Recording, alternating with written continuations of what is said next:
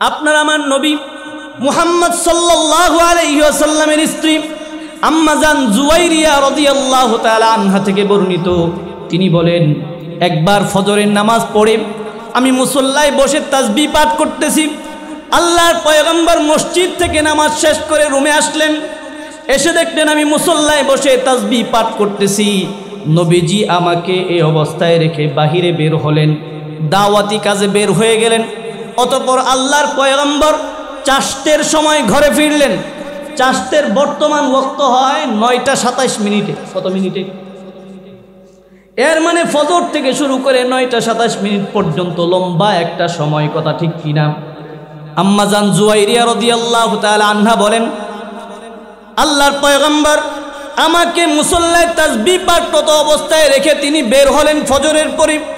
চাষতের সময় তিনি ঘরে ফিরলেন। ঘরে ফেরার পর তিনি দেখলেন আমি ওই অবস্থায় বসে আমল করতেছি।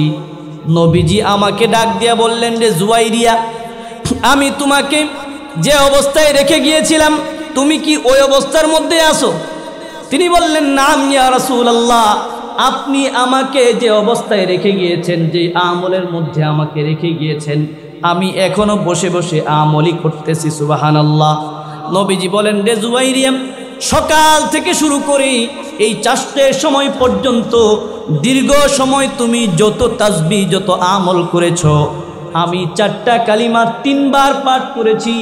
এই 4টা কালিমাকে যদি এক পাল্লায় তোলা হয় আর তোমার সকাল থেকে শুরু করে চাষতের সময় পর্যন্ত এই আমলকে যদি এক পাল্লায় তোলা হয়, তাহলে ওই 4টা কালিমার পাল্লায় ভারী হয়ে যাবে।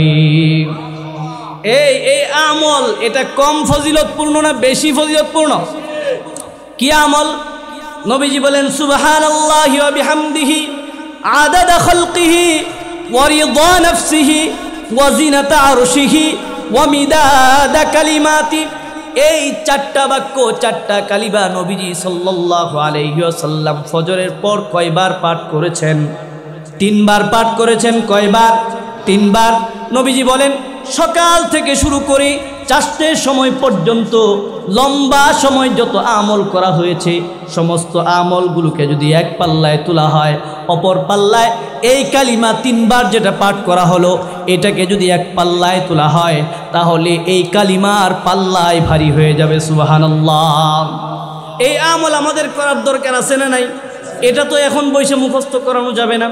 তো এই জন্য ইমাম সাহেব হুজুর আছেন, ওনার কাছে এসে এটা মুখস্থ করে নেবেন ইনশাআল্লাহ। নেবেন তো ইনশাআল্লাহ? আমার বন্ধুগণ, শেষ কথা, এটা আমাদের জীবনের সাথে একটা গুরুত্বপূর্ণ বিষয়। আমরা মুসলমানের জানাজা পড়ি কি পড়ি না? পড়ি। কিন্তু জানাজার ব্যাপারেও খোঁজ নিলে দেখা যায় আমাদের অনেক উদাসীনতা আছে।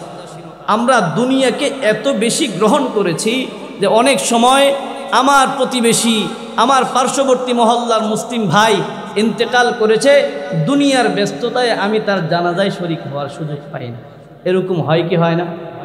জানাজা নিতান্তই শুধুমাত্র এটা ওই মুর্দার জন্য উপকারী এমন নয়, বরং যিনি এটা আদায় করবেন তার জন্য উপকারী। বলেন সুবহানাল্লাহ। আল্লাহর পয়গম্বর বলেছেন,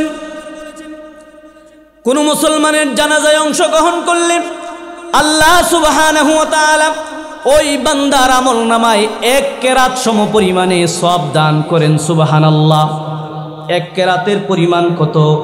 নবীজি বলেন, আল্লাহর কসম, যেই সত্তার কাছে আমার জীবন, নবীজি কসম খায়া বলতেছেন, যেই সত্তার হাতে আমার জীবন, ওই সত্তার কসম, উহুদ পাহাড়কে যদি এক পাল্লায় তোলা হয়, অপর পাল্লায় যদি এই 1 কেরাতকে তোলা হয়, তাহলে 1 কেরাতের যে সওয়াব আছে এটা উহুদ পাহাড়ের পাল্লার চাইতে ভারী হয়ে যাবে।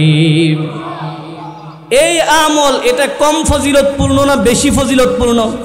আমার বন্ধুগণ, শুধু তাই না, নবীজি বলেন, জানাজা পড়লে তো 1 কেরাত সওয়াব। জানাজা পড়ার পর ওই মুসলমানের দাফন কার্য সম্পাদন করলে, অর্থাৎ তাকে মাটি দিয়ে আসলে, আল্লাহ তাআলা ওই বান্দার আমল নামায় 2 কেরাত সওয়াব দান করবেন। সুবহানাল্লাহ। এই কেরাতগুলো কতটুকু ওজন? উহুদ পাহাড়ের চাইতে বেশি। বলেন সুবহানাল্লাহ। আমাদের এমন আমল দরকার আছে না নাই?